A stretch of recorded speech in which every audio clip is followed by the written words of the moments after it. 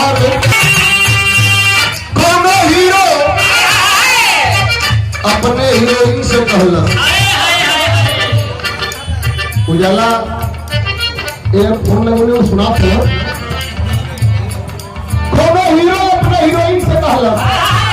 या कौन हमारे मती नया लड़का हम बुढ़ा वही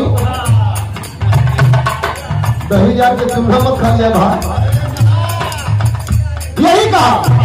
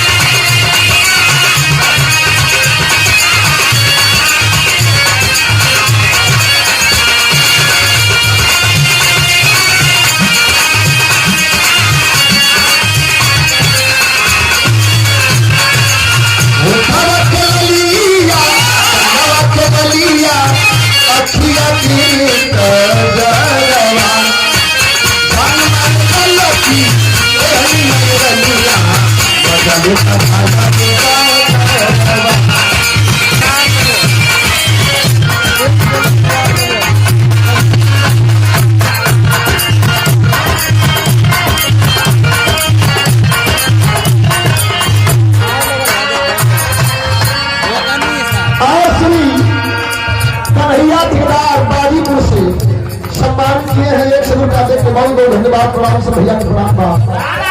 लेकिन बहुत माई से कहलन हे माई आप हमारे माई हो हमारे बाबुओं के माई हो मैयों के माई हो पूरे देश के माई हो